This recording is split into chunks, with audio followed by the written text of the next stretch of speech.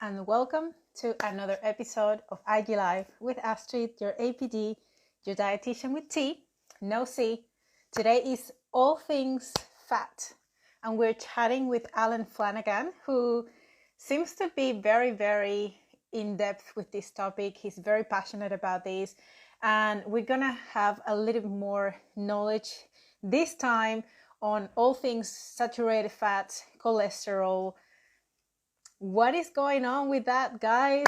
Let's have a chat with the guy who is been doing a little bit of research in the past few years about this topic. So let's wait until he joins and let's get started. Let me see if he can join now.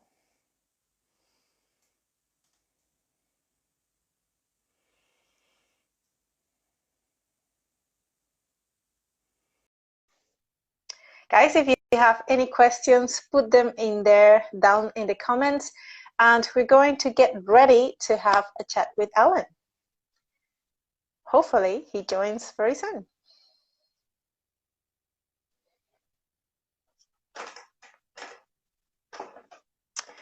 So what are the things that we're going to be touching on? One of those is everything about fats, specifically knowing what they do, how they work biochemically and biologically. Also looking at saturated fats versus unsaturated fats, what is going on with cholesterol and LDL cholesterol. I think these things need to be discussed about. We're going to be looking at what cholesterol is, as well as how this is working biochemically and biological as well, biologically speaking. Patterns of cholesterol, pattern A, pattern B, when we think about LDL cholesterol,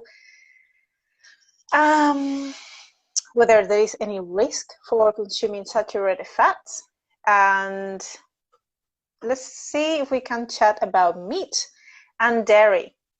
So let's get right into it. Okay, he's there. Let's get him on. Hello. Hi Astrid, how are things? Very good. Excited to have a chat with you. I sort of introduce you, but I think it is good to get you to explain a little bit about your background, what led you to this career transition, because you were a lawyer, right? Yes. Yeah. So talk to us a little bit about that. So yeah, I started life, I guess, professional life, as a lawyer in Ireland. I went to law school after my undergrad. My undergrad was in history and English, and then I went to law school. And then I was always involved in sport and interested in nutrition from that kind of perspective, the strength and conditioning side. And I just wanted to basically learn a bit more for personal interest. But that basically became a snowball effect. And I started and I did a kind of basic course, and then I thought, well, I'd like to do something higher level than this. I was quite interested in more the scientific side of things. So I did a master's, and by the end of that, I had really just kind of been bitten by the research bug, and I wanted to move into research full time, at least for a period of my life. And that really has been a kind of 6-year process that gets me to where I am now, which is nearly finishing my PhD thesis. I'm handing it in January. So it's it's been about a 6-year process of going from that to where I'm at now. I think coming from the background that I came from has actually surprisingly been really useful for science. A way of trying to, I guess, understand the strengths and weaknesses of your case, to try and maintain a degree of objectivity in assessing evidence, and to be quite forensic in terms of when we're talking about what evidence we do have, what's the veracity of that evidence, and how does it show what we think it shows. So I became particularly interested in the role role of dietary fat and cardiovascular disease, largely inspired by a number of lecturers that I had during my MSc program who had published widely in that area. For me, it really represented some of the kind of real nuance of nutrition as a science, why it's somewhat difficult to do, and why we can have seemingly contradictory findings. And because at the time when I had started my MSc, there was a big movement based on a number of papers, meta-analyses that had concluded, oh, there's no association between saturated fat and cardiovascular disease. So I was learning about nutrition when this was becoming kind of the hot topic.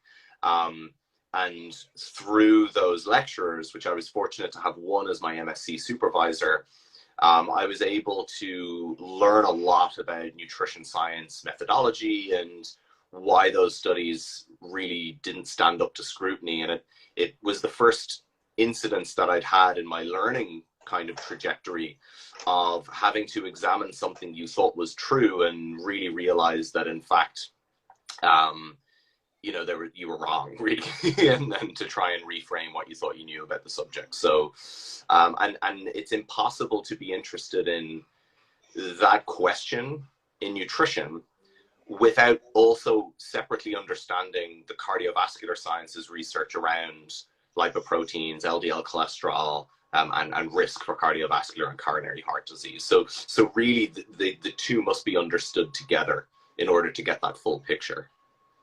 Anything to do with fat is largely so wide, so broad, when we think about all the different things that fats can do and the roles that they have biochemically, biologically speaking, and everything that has to do with the brain, with like the full health spectrum, the cardiovascular health. So there's so many things that lipids can fit into when we think about, like, even looking at energy production as well, and like the metabolic health. Everything has to do somehow with this particular macronutrient, although it is so interesting to talk about it. That's why I really wanted to bring you on, because there is something in you that is kind of like, you're like very passionate about this topic, but at the same time, as you mentioned, you have this sort of, I don't know, that in your heart, so that you are such a like scrutinizing the research, and there's so much nuance in particular, well, in everything in nutrition. But when we think about fats, there is a lot of nuance as well. When we think about the controversies, the keto and carnivore advocates, and the plant-based world, and like these two extremes, who is right, who is wrong. So yeah, so let's get right into it. But I think it is really important for us to kind of bring a small concept to life. When we think about fats, what are they? And maybe we could talk about biochemically speaking, and what's the role, like biologically speaking? Yeah, so I mean, it's obviously one of our three major macronutrients, but it's a complex overall macronutrient, broadly divided into three subtypes between saturated, monounsaturated, and polyunsaturated.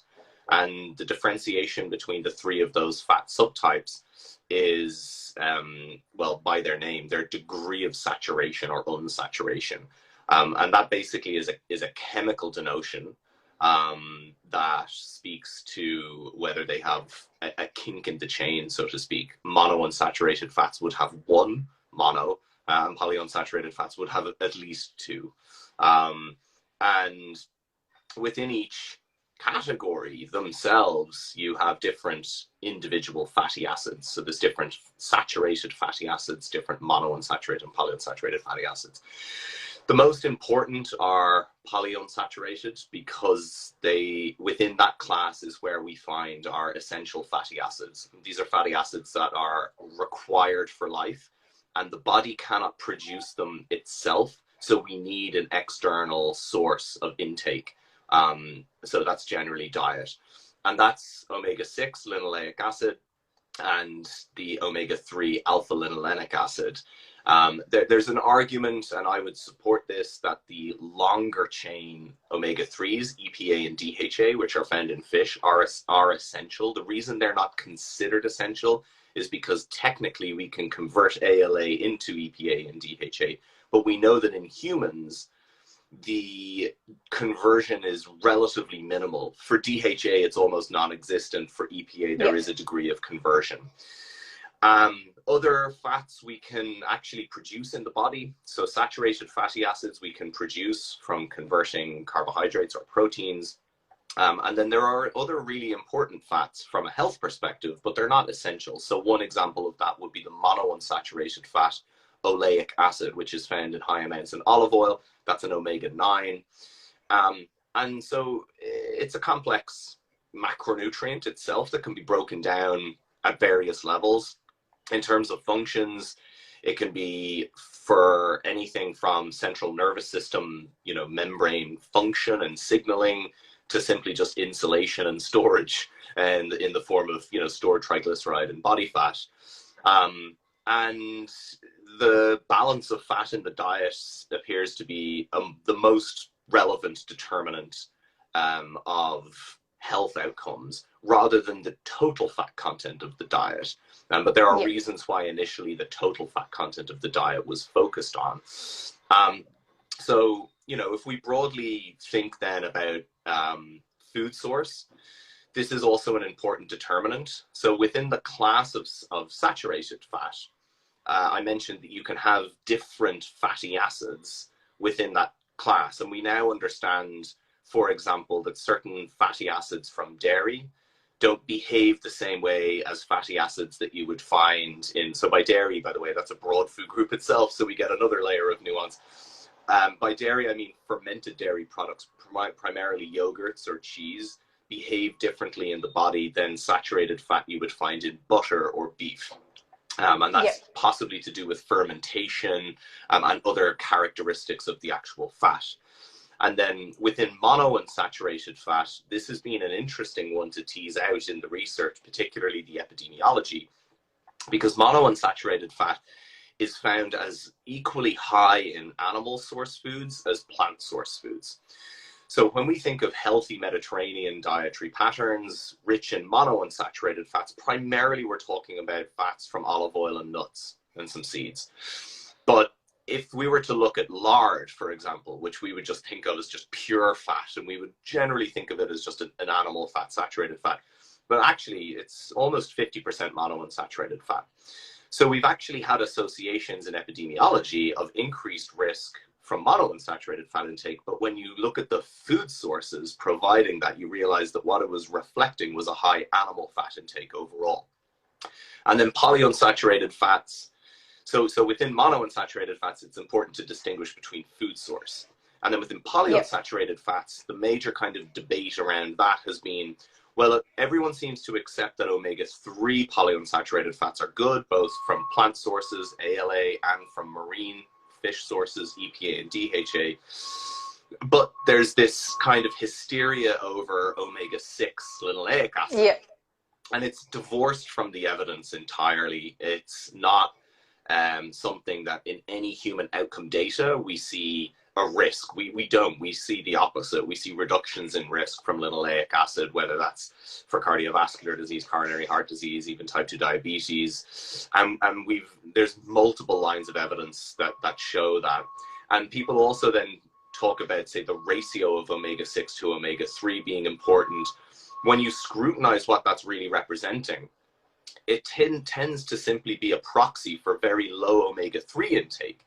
If you increase omega, and so people will say, oh, if we're going to improve the omega-6-3 ratio, you need to bring omega-6 down and increase omega-3. That's actually not the case. You'll improve the ratio just by increasing omega-3 in the absence of any change to omega-6 intake. So actually the omega-6-3 ratio is a bit of a red herring. It's a proxy for people with low omega-3 intake. And if they simply bumped up their omega-3 intake, well, then they'd improve the ratio and we'd see these improved outcomes. So quick question.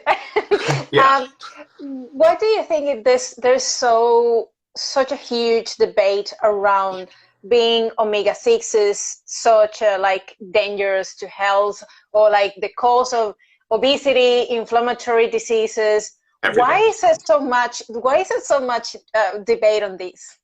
Well, it's not. It shouldn't really be a debate. I see it as quite simple. So it comes almost entirely from the kind of low carb community, whether that's carnivore, keto, or whatever.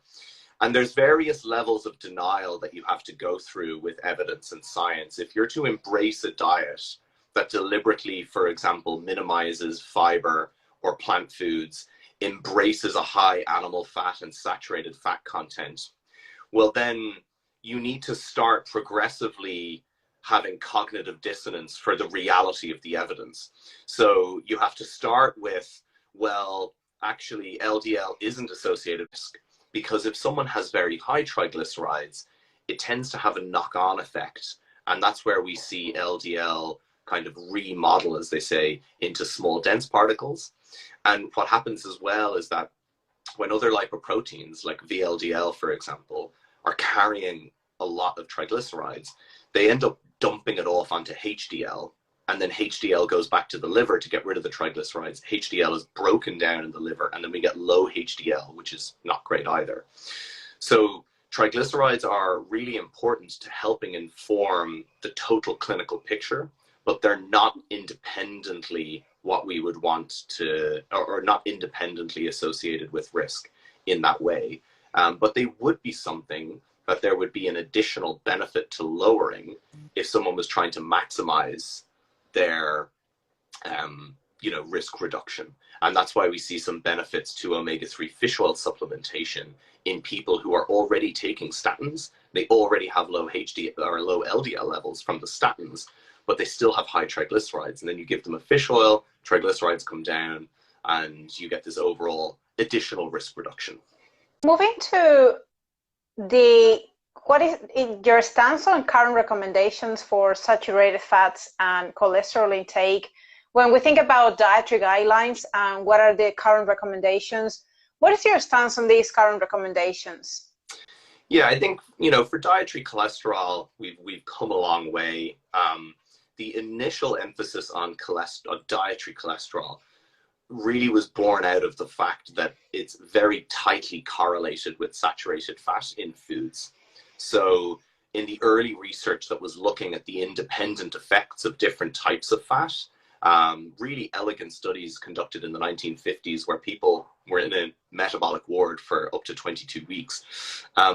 What you really see is that dietary cholesterol on its own had minimal impact on blood cholesterol levels, but that when you add it to saturated fat, it does have an additional impact.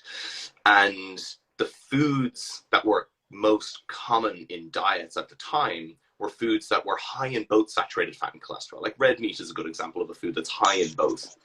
However, we know that really now, if you have a diet that's otherwise low in saturated fat and high in other factors like fiber, actually dietary cholesterol, and it's high in polyunsaturated fat, dietary cholesterol is likely to have minimal impact. So even in the recent US dietary guidelines, the targets for cholesterol have been kind of removed, although there's a general recommendation to not kind of overconsume. Saturated fat, our guidelines pretty much in every developed Western country are for less than around 11 or 10% of total energy. And this is an evidence-based recommendation that people have assumed is not evidence-based. We have multiple lines of evidence that compare higher levels to lower levels, and you will find that there is a risk, particularly starting to get over 16, 17, and then becoming very pronounced at over 18% of total energy. And once you're over that threshold, there's a very pronounced increase in risk for heart disease, coronary heart disease in particular, associated with that threshold of saturated fat. But we have intervention studies arranged. The most recent updated meta-analysis last year, Hooper and colleagues in the Cochrane Systematic Review and Meta-Analysis, when you replace saturated fat with polyunsaturated fat, you get a 27% reduction in risk. That the greatest magnitude of benefit is observed where people have an average intake of 18% saturated fat at baseline. Like I said, that's this kind of threshold where we see this risk. And if you have an average reduction of about 8%, then that's where we see, which if you're going from 18 and reducing it by 8% is 10%.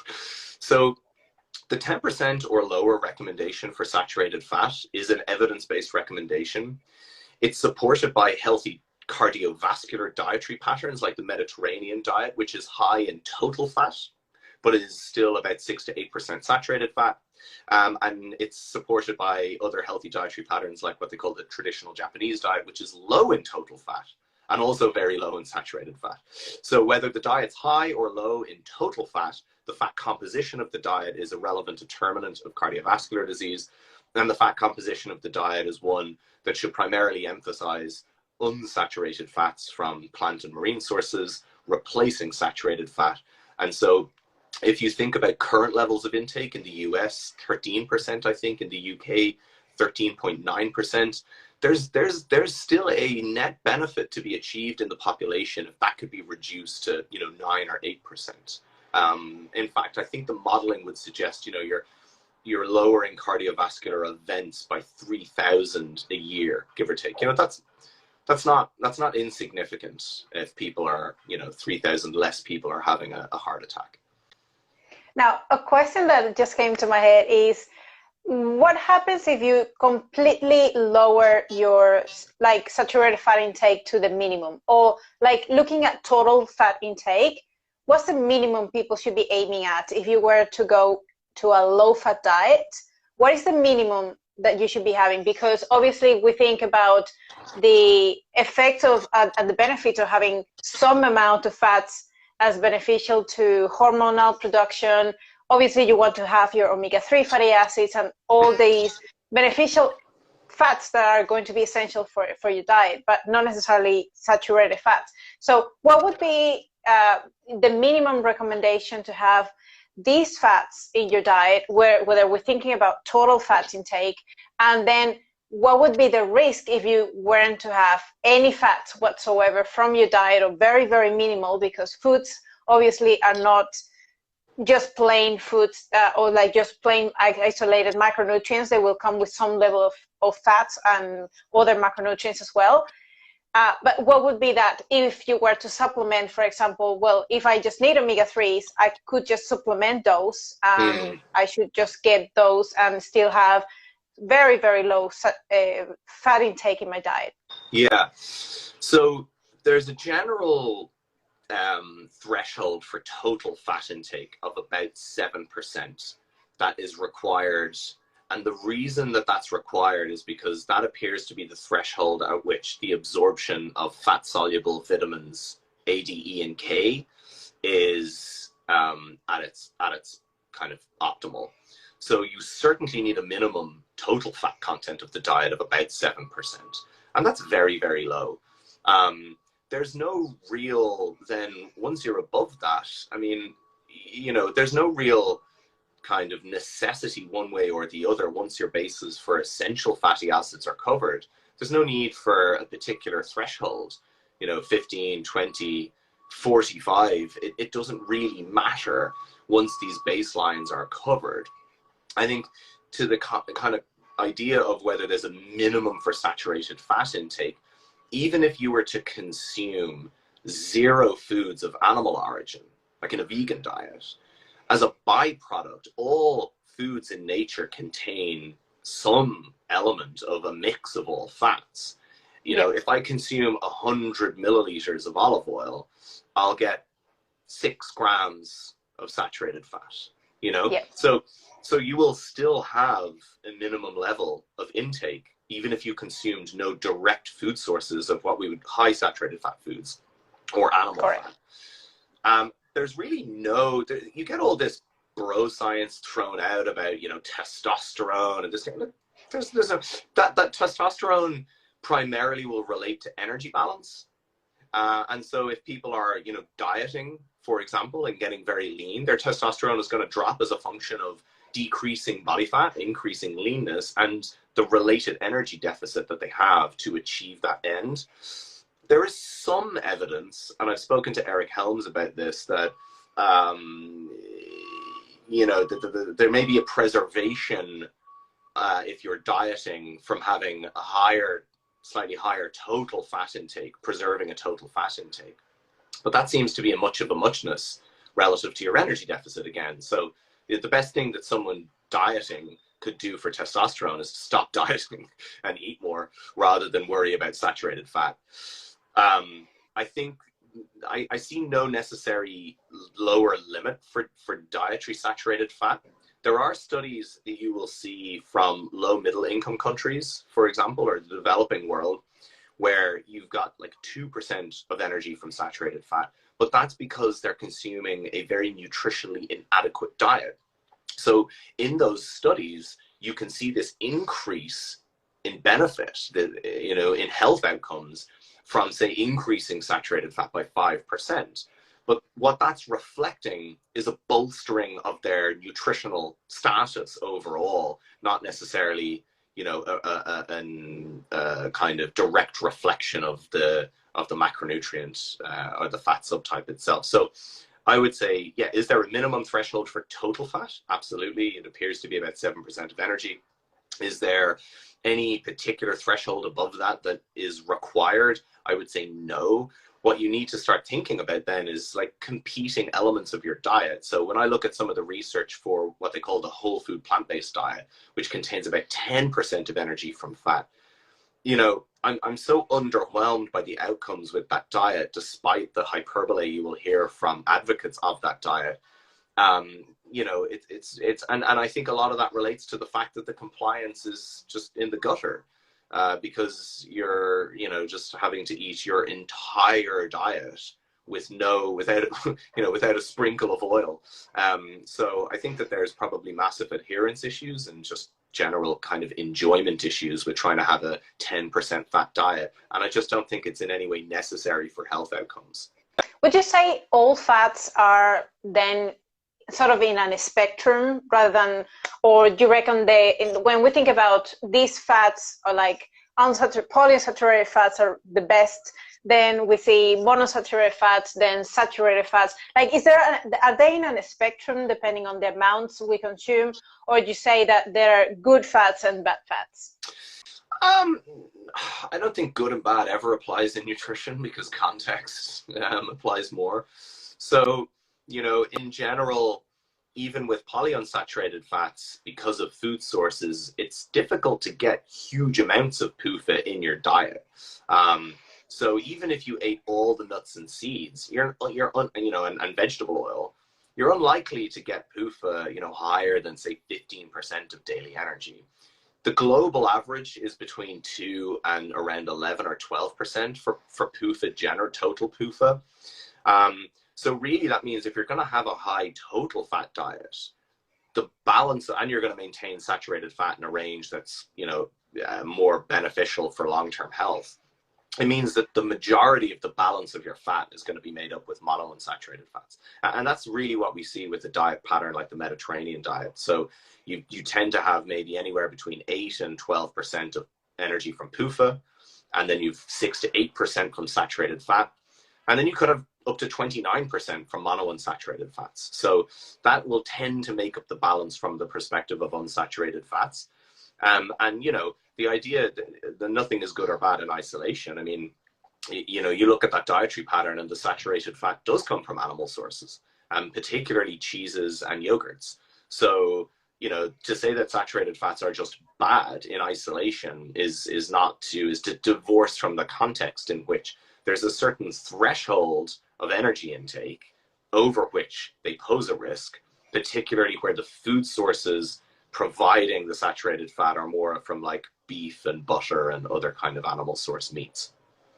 And so that threshold, like I said, tends to be around 18% in the epidemiology, but most of the cohort studies that were able to demonstrate that are older. And because saturated fat has come down now, you don't get enough of a contrast in a lot of current cohorts to see that contrast to meaningfully see a difference in risk.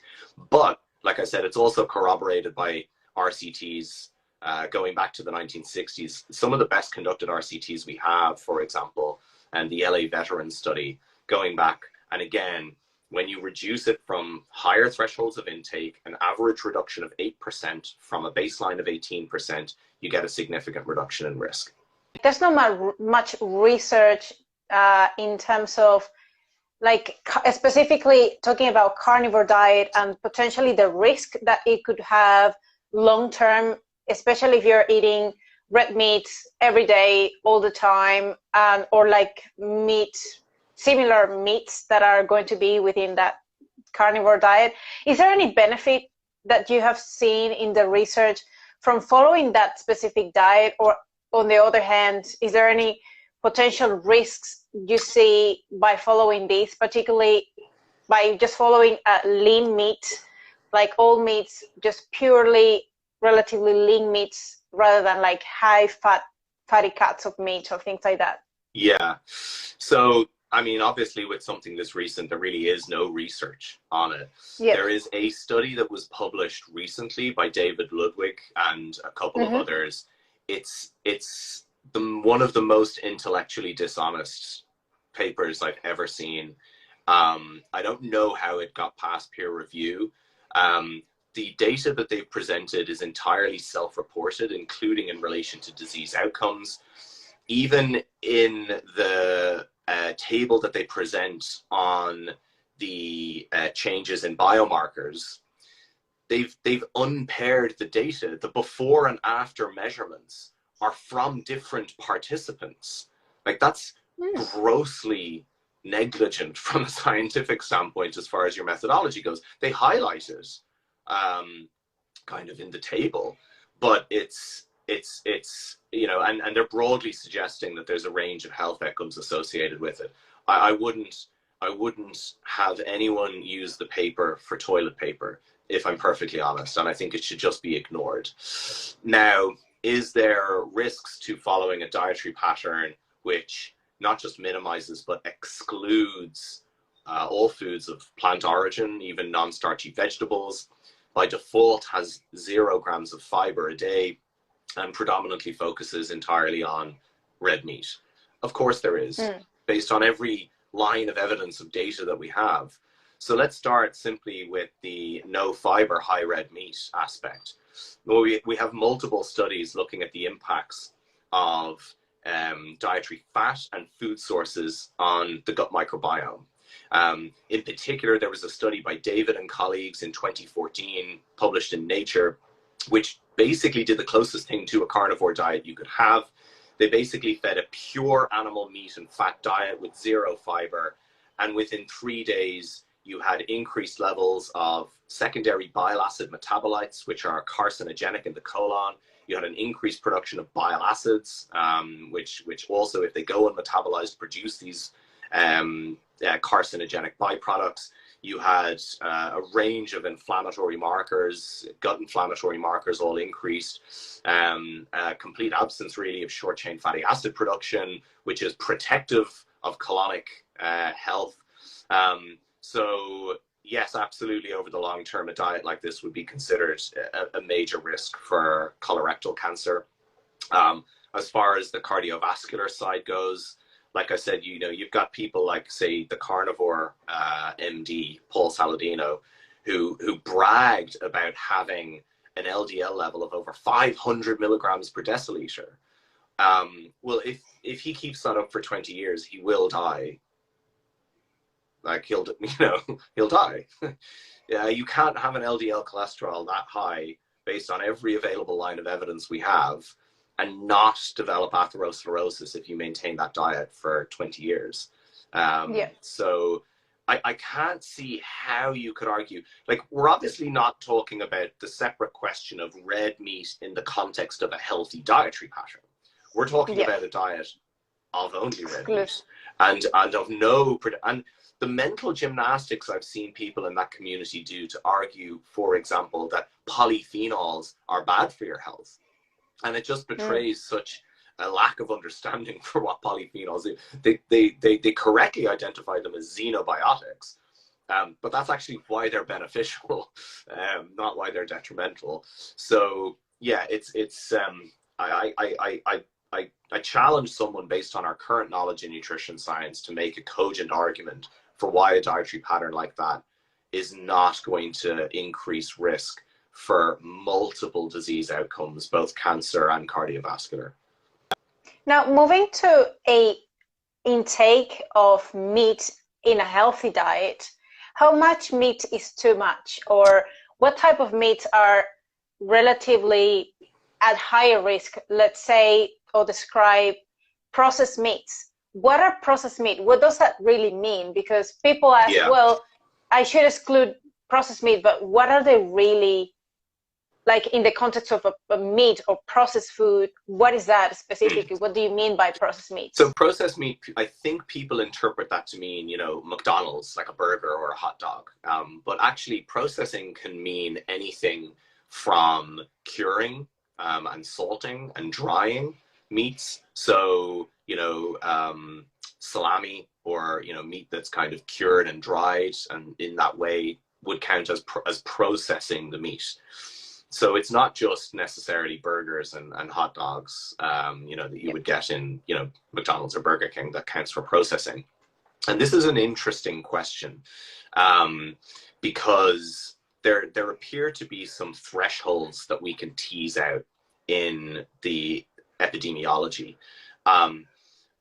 One is that in relation to processed meat, the risk is fairly consistent, independent of the population you study, whether they're in the US or Europe or an Asian population. I haven't seen any studies specifically looking at African cohorts in relation to red meat, but what I have seen are diet swap studies where they take age-matched group of African Americans from Atlanta, age-matched with a group from South Africa, and swapped their diets, basically. So and it was an all-male study, so all of the African males in the studies were consuming quite a high, you know, like plant, high fiber diet, and the group from Atlanta were consuming a fairly standard American diet, and they swapped their diets, basically. And, you know, again, you see these massive changes in the activity of the gut microbiome that would correlate with colorectal risk. But in terms of the long-term cohorts, processed meat over a threshold of about 50 grams a day pretty consistently is associated with adverse health outcomes. Now, that's a lot of processed meat, over 50 grams a day. It doesn't tend to weigh that much. But it's really consistent in the epidemiology, and it's consistent with our mechanistic understanding of why that would be, and that relates to heme iron concentrations and their interaction with preformed N-nitroso compounds. And they interact together to be highly carcinogenic to, you know, in the colon. Now, unprocessed meat has been much more difficult to tease out. In the European cohorts, you tend not to see a risk comparing high versus low levels of unprocessed red meat. But if you tease apart the high versus low comparison, what you tend to find is that many European cohorts simply don't consume that much unprocessed red meat. So you're comparing like 100 grams a day on average to 20, and you're not seeing much of a difference.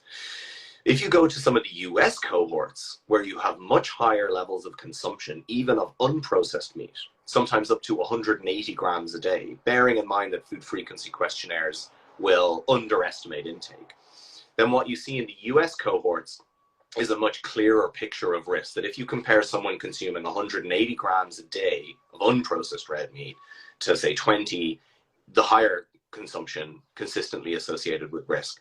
Then if you then take that and you come back over to the European cohorts and you dig in and you think, right, can we find subgroups consuming near this amount?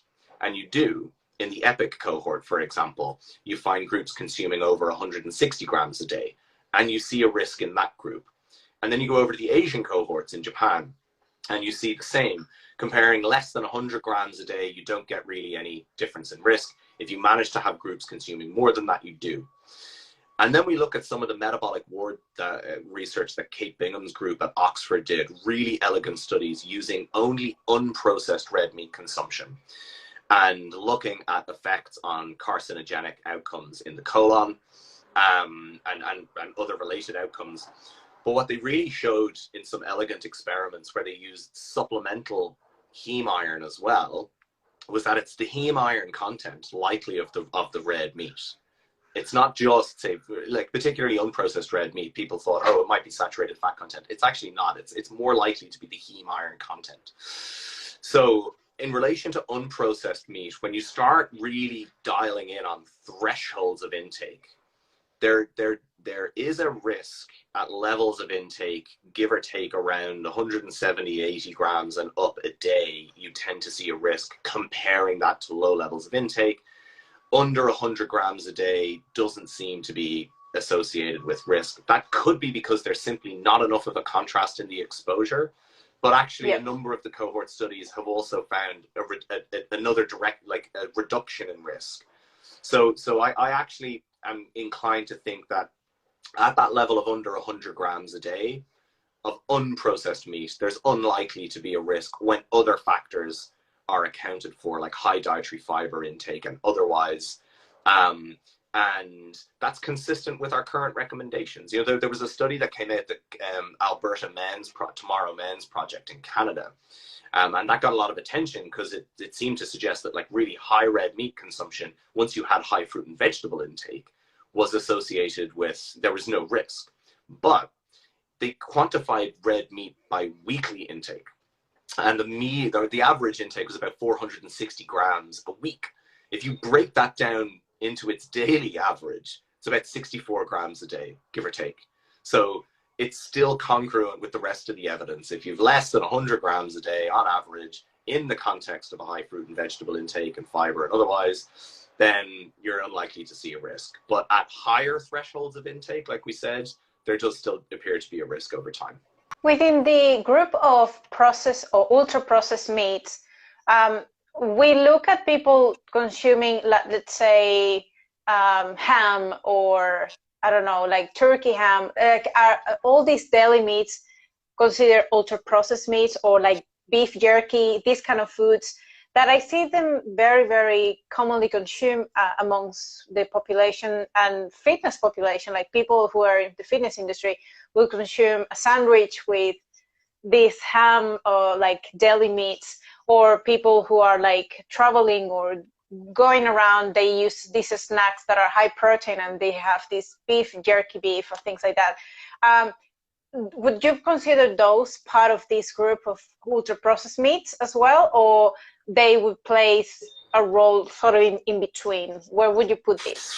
I think that they would, in terms of the classification of processed meats, I think that they would fall into that classification because they tend to be kind of, you know, cured and salted, or certainly cured anyway. So yeah, I think they would go into that category. I think if, you know, if someone's consuming meat, you know, meats regularly, I think fresh is definitely a safer bet. And that's not to say that, you know, having some chorizo in an omelet or whatever is, but you know, I certainly don't think I'd be basing my protein intake from, you know, deli ham, put it that way. Yeah. And the last question would be, when we think about meat consumption, are we only thinking about red meat, or are we looking at the big picture of all meats, including poultry, well, maybe not necessarily fish, but other sources of meat like kangaroo meat or, I don't know, pork? Are we including those in this big group of meat, or is just thinking about red meat specifically? So a number of analyses have looked at, you know, differentiated between white meat and red meat.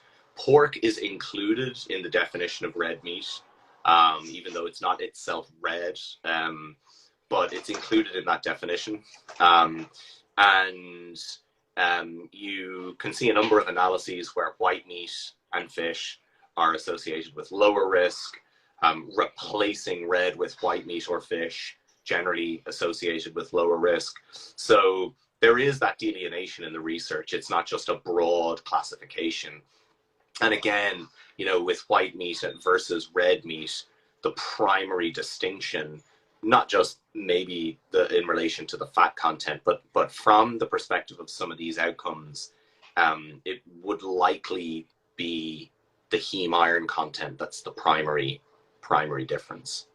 So it seems like heme iron poses like a really fine line between what is too much and what is too little, because exactly. females need some heme iron, especially because of the menstrual cycle.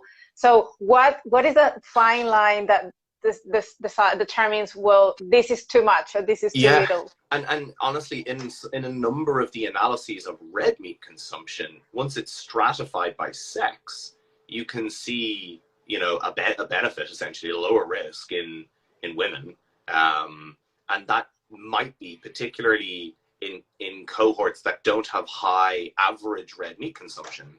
So it could be that the contribution to iron status is one of the reasons why that's where you see the sex difference in the outcomes associated with red meat.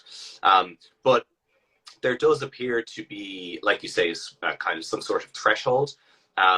There's still a lot of work being done about iron absorption. Like we, you know, regulate iron absorption at the level of the gut. This group of proteins called hepcidin that regulate iron absorption. We tend to then, because we've really no mechanism of, you know, like there's a number of conditions where the mechanism of regulating iron is broken down, for example, and we know that too much iron, you know, is potentially problematic, you know, so we see that with hemochromatosis, for example, or otherwise. So yes, there is definitely some form of sweet spot for iron intake.